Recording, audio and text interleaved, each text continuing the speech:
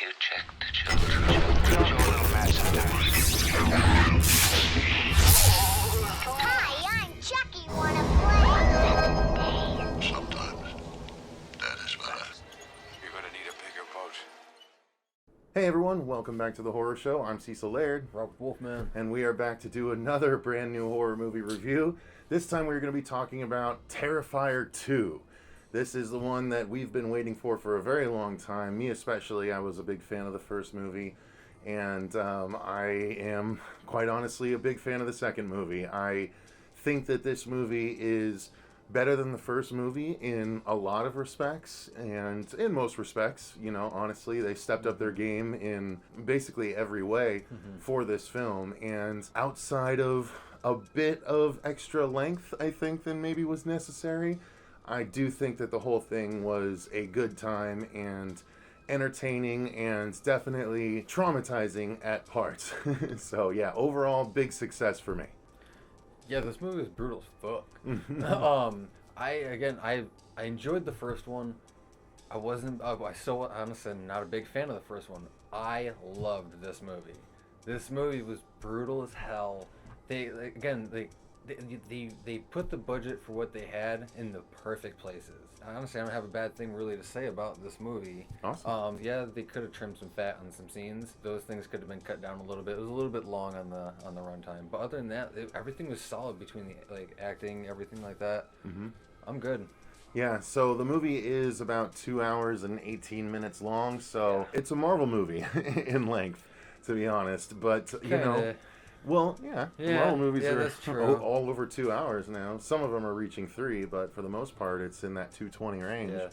But yeah, this movie makes use of its time. It packs in a lot. To me, it could kind of be separated into like the first hour and the remaining hour 20. But I think that all of it is worthwhile. So the story that we're able to talk about without spoiling is about this, you know, well, it's actually about Art the Clown and about a young girl. So Art the Clown, of course, returns, the antagonist from the first film that we see surviving ultimately somehow at the end of the first film. And there are some expansions to the lore throughout the movie, which again we're not going to get into because it's a bit spoilery, but I will say, at least with that, I wish they expanded and did a little bit more detail on some of the stuff that they brought in. Yeah, it was neat, but they just tickled just a little bit. I think they're leaving room for sequels from here. I think so too. But we'll see. We'll see what happens. So I think that, or rather from there, the young girl is introduced. What was her name again? It was Sienna. Sienna, yep. So Sienna is introduced, and so is her brother and her mother, her single mother. Something has happened not terribly long ago where the father is no longer in the picture, and now it's, you know, basically Sienna trying to live her teenage life, and the little brother who is getting really into the stories about this deranged clown that murdered a bunch of people that, you know, people have started to hear about now.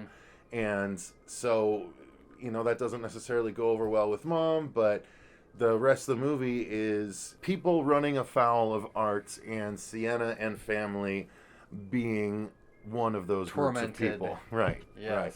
So, what did you think of how the story played out, Robert? I enjoyed the story. Like I said, there were just some details that I wish they just touched on a little bit more in this, but I do see where they're leaving it open for possible more installments, depending on how it goes. I was satisfied with it. I was definitely satisfied with the expansion of the first one, because like I said, I wasn't a big fan of the first one. Again, they didn't give you diddly squat, really, in the first one. It was basically just... For backstory, no? Yeah, it was, you meet two characters, and they're chased down, tormented, and killed.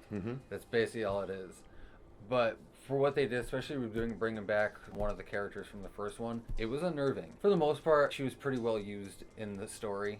Again, we can't really say too much on being a non-spoiler and everything like that, so yeah, I'm going to leave it on with that. Okay. So yeah, I enjoyed how the story played out as well. Again, it took its time because it was giving proper character building for people and, you know, development that is passed over in a lot of slasher movies that was perhaps, you know, it's arguable it was passed over in the first film. It is not done so in this film.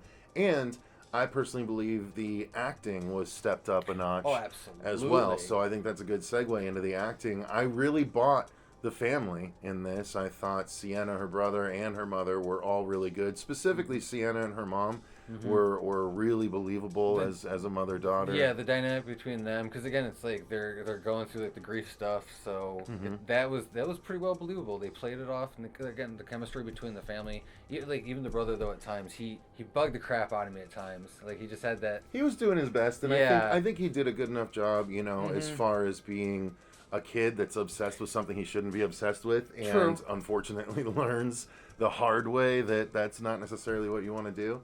But, ultimately, I think the acting was good all around. Sienna had a couple of friends that did a good job. There were a couple of other randoms that were brought into the chaotic world of Art the Clown. Yeah, even like the small like little supporting people, they did a fine job, and that's a nice thing too, because again, it's easier to forgive some of those for actors that you're not familiar with, versus big name budgets or big name stars on, say, even like a smaller budget, not so well written. You'll notice those little flaws.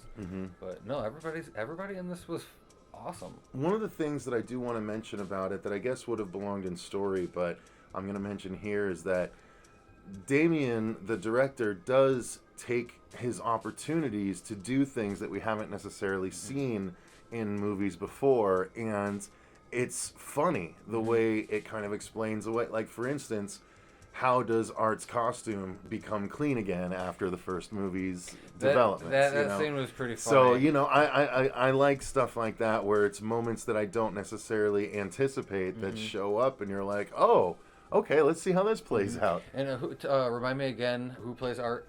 David Howard Thornton. Okay, he did fucking awesome in this. Yeah. He was legitly creepy. He was the star of the first one for me, for sure. Like, he was the breakout star, and he really maintained his ability to be creepy and funny. Honestly, and I found, unnerving. I found him to be better in this than he was in the first. Okay, fair enough. I mean, that's fair. I thought he was great in both, but yeah, he definitely didn't lose a step in this one, and he was somehow, well, he was very expressive in the first one, so he was just as expressive in this one, so I think he did an excellent job. Art is, for sure, now after this one, cemented as a new all-time enjoyable slasher for me. Agreed, and I can definitely take that, and I'm not a huge slasher fan. I'm really picky on the slashers. Some people might say you need at least 3 movies. I disagree. I think 2 is enough. Yeah, but the route that they ended up going with the story helps me enjoy the slasher aspect a little bit more. Yeah. Without giving away the spoiler part. Yeah, there's a deeper reasoning to things. Yeah. We don't necessarily get all the answers as to the deeper reasoning, but we do witness some deeper reasoning to things, and it's interesting to see. It's like, oh, what does all this mean? I'm Who are you? And I'm anxious to explore. Like, again, I'm not going to spoil anything here, so I'm not going to go in depth. But I think that the story itself was, deep enough where I feel like I got a lot, and yet in some points I didn't get enough, and yet on the most important point, I'm excited for more in the next movie. Yeah, it's got me more invested in the characters. Yeah, that's fair. That's for damn sure. So especially Art. Let's talk about a couple of other things, specifically the sound design and the music. The sound design was phenomenal and distressing at times. Again, we did a whole video where it was just a condensed minute and 20 seconds of us watching Terrifier 2 for the first time, and it was a lot of big reactions, and you can hear the sound design underneath our reactions, and it is gross. There is a lot of grossness in this movie, and so effectively displayed. But the whole movie is mixed wonderfully. Like, there's nothing that's too loud. There's nothing that's, muted unless it's intended to be. The audio isn't fighting over each other and things like that. It was a really well mixed film. If there's something gross going on screen and it's just, you can just hear it's someone stirring a bucket of yogurt and that's it, like, there's not much to it, but there were layers upon layers of sound design here that were just grotesque when you heard them. Especially the probably the most brutal scene of the entire movie. Yeah. The holy crap. Yeah, the sound design was incredible. That was extremely unnerving. But besides just the sound design, the music was awesome. I would love a vinyl of the Terrifier 2 soundtrack. Yeah, we were talking about that. It's got some synth stuff that I'm a big fan of. It's got some 80s throwbacks. Yep. It's even got, early on, an homage to the Halloween theme song, in my opinion. A little bit. Okay, yeah. Not the theme, but the thing that happens when Michael is closing in on someone. And anyway, when you hear it, you'll hear it.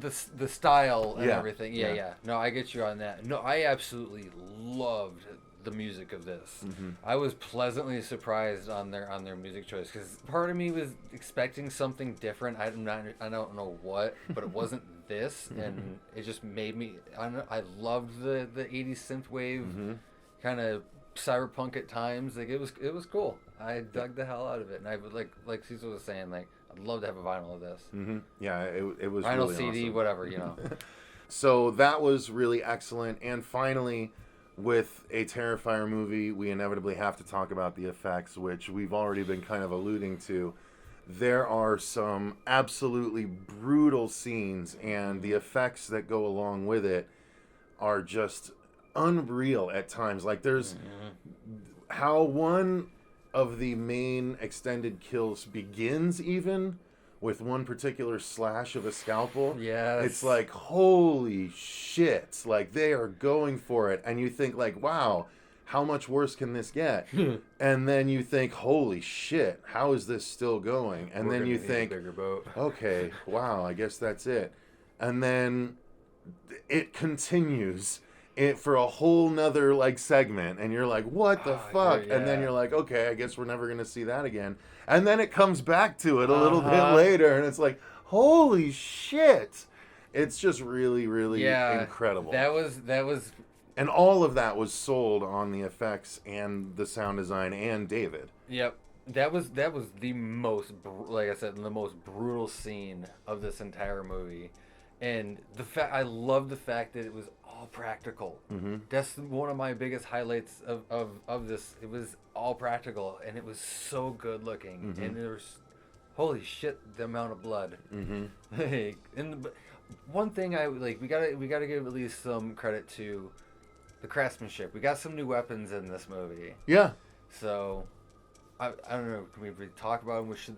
No, let's not spoil it. Okay, that's fair enough. Spoil it. He's got some new weaponry and everything like that, and it's He brutal. he creates the weapons in the first movie, and he does the same thing in this movie. Yep. Well, exactly. But yeah, the effects, even outside of that one particular kill, everything.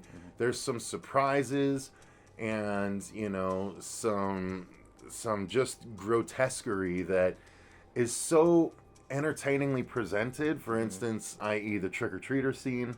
I was thinking the laundromat, dude. Yeah. There's a lot of really crazy stuff that happens effects wise. Like Robert said, all practical and all just gross in their own way. I mean, this is a movie that people are going to. This is no matter what the critics say about it, and a lot of critics are saying they love it. But if there are some that just think that this is over the top, or they're going to harp on the length of the movie, then, again, the length of the movie is one thing, but it doesn't overshadow all of the great qualities of the film. It's just one little Well, you can't win them issue. all. Right, exactly. So I think that there's going to be a contingent of people that think that this movie goes too far, but I think that the fans of this movie are going to be people that put this movie on annually.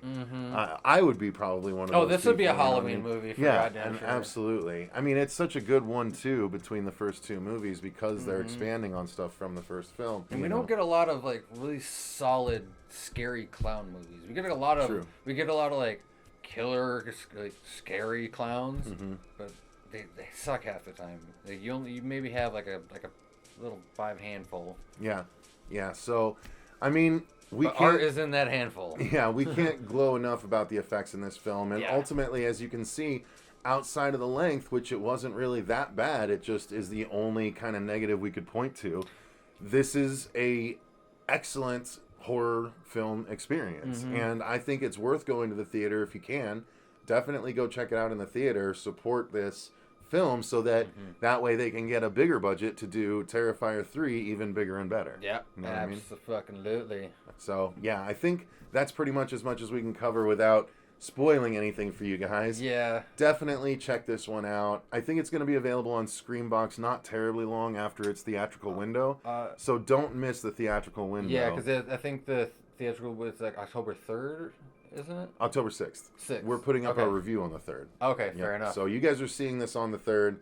The movie comes out this Friday the 6th, and I'm not sure when it drops on Screambox, but I'm guessing not terribly long after that, which is Bloody Disgusting's Shudder type service. Yeah, So, but don't wait to just watch it on Screambox. No. Again, if you can go see it in theaters, go check it out in there. It's going to be totally worth it seeing this on the big screen. take your gore-loving fans or the Yes. people that get really creeped out by stuff and make sure you go to the theater for this one. So that's going to do it, you guys. Thank you very much for watching. Thank you to all of our patrons for supporting the channel the way that you do. We greatly, greatly appreciate it. Until next time, I've been Cecil Laird. Robert the Wolfman. And remember, stay scared.